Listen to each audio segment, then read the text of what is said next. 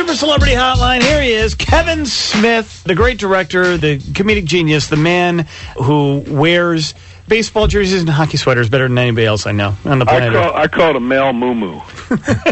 Is what it is. I mean, the hockey sweater, to my mind and my liking, has really kind of shaped my life because it's a sport garment, so it gives the illusion of, hey, he does stuff other than sit around.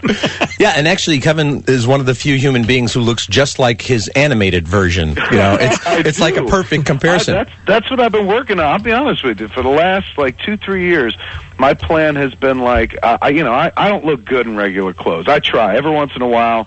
I try to put on pants and a suit jacket, and I just look dumb. It just don't look right. I don't have a body for it. I only look good when I dress like a 12-year-old. And Kevin was the only guy. It was pretty funny because the Disney executives, when Kevin filled in for Roger Ebert 3 or 4 times on Ebert and Roper, one of the Disney execs says, "You think he'll put on a shirt and tie?" And I go, "You know, it's Kevin Smith, right?" So you remain the only guy to ever, or woman, to appear on the show in shorts. I would have preferred Aisha Tyler, quite frankly, in shorts, but we take any naked calf we can get. It wasn't even shorts, man. It was jorts. It was jean shorts. It was shameful shants, man. So you're doing your own movie critic show now on Hulu, right? Yeah, we say it's a movie review show, REVUE. Basically, it's called Spoilers. It's on Hulu.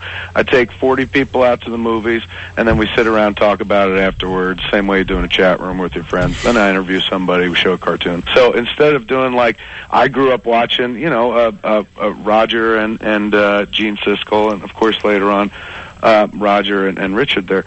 But I was grown up by that point, very grown, fat by that point. But when I grew up watching Siskel and Ebert on TV when I was a kid, they were the only 2 people in the world talking about movies. Siskel and Ebert sat down and they could sit there and talk movies in the way that became the norm online or just in the culture. And when I was a kid, they were the only 2 doing it. I liked watching that show because they'd show clips from the movies, and we didn't have an internet back then. We didn't even have cable, so you couldn't see clips of movies any old time you wanted. And then it was 2 people sitting there talking about the flick. I mean, the thumb up, thumb down of it all, of course, I don't really have an opinion on, but just the general discussion of 2 dudes being this is what I saw, this is what I saw, I like this, I didn't like this. I don't know, that to me captured my imagination as a kid, and it's a dream, right? When they say you have a dream, it should be a dream. Having a dream to be a filmmaker is a dream because that was out of reach. It was something that could never happen. Me dreaming about being the fat guy on TV talking about movies, that was a dream. I'd watch Roger and be like, man, imagine being that guy. That'd be amazing. Just have that job, sit there talking about movies. And it's now like a dopey dream come true, man, where I get to sit there on Spoilers and be the fat guy talking about movies, but instead of one skinny guy next to me, I got 40 people. Yeah, the story, Kevin, I heard once, I think from Roger, was that when they first started doing the show, Harry Dean Stanton called up Jack Nicholson and Dennis Hopper and said, "There's 2 guys who look like us on TV talking about movies. How'd they get on?"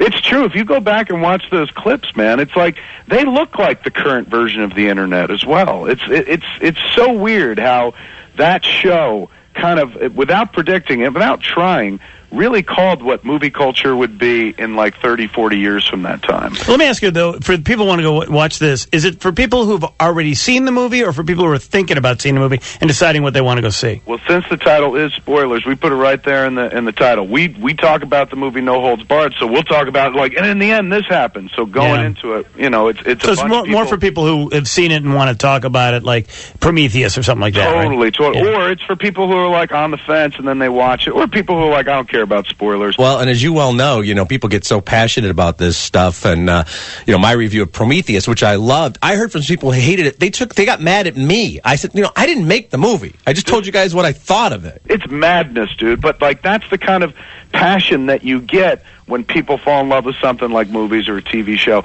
And with Spoilers, it's so easy for me. I don't even have to generate most of the content. You hold a mic out into somebody's face who just watched the movie, boom, they're going to generate tons and tons of content. I'm just the tag-up guy that's hey, man, I thought this, or making a joke or something. Oh, it's the easiest, funnest job I ever had. It's not even a job. It's just something you do for free. Thank God they give us money. Okay, so for people who want to go see it at the Chicago Theater tonight, an evening with Kevin Smith, that's you. We've talked about this before. Is it same concept? The show Same you go thing, out, man. Me, one man, one mic. I mean, I didn't do it that much last year. Last year, I spent most of the year doing podcasts live. We grew our podcast business, taking that out on the road. Do you have clips integrated into this? No, I used to, like, way back in the day when I first started doing this in colleges, campuses, I used to follow the movie. You'd show, like, Clerks or Mallrats, and you'd get up and talk about it. And then I did it for so long, and the people coming had already seen the movie, so I was like, let's do away with the movies. We've got more time to talk. So the Q&As went from, like, an hour long after an hour and a half movie to 2 hours of just straight-up Q&A to, like, 4 hours. The longest one I ever did was 7 hours. But the one in Chicago, I know. I'm what is that per minute? Q&A, man. Just Kevin's wife left him halfway through the show and then reunited with him. Kevin, there was a minimum wage violation in that. It had to be, man. I remember the people in the back, the people working the room were just like, finish, dude, finish. But just remember, Kevin, my friend, it's always about the movies, right? And even though you took a flamethrower to me because I didn't like Cop Out, Red State, I told people to check it out. I gave it an A-. I know. It's always about the work, brother. Totally. And I sat next to Richard and did the show. We had a good time, man. Even though you called me a hate tank, but that one I probably had coming. Really, that was a fun appearance, man. I'm coming down on him going, you're a hate tank, dude. And what was it? It was like Step Up. It was because I didn't like Step Up, yeah. And who's huge now, dude? Channing Tatum. Yeah, that's true. You saw that was going to be a trilogy. I thought they had told the story in the first movie. They need 3. Kevin Smith, An Evening with Kevin Smith, Chicago Theater, tonight, 8 o'clock. Seesmod.com for tickets. That's SEESM as in Michael O-D, Seesmod.com. Excellent talking to you guys. All right, thanks, man. All right, thanks. Bye-bye. 89 WLA.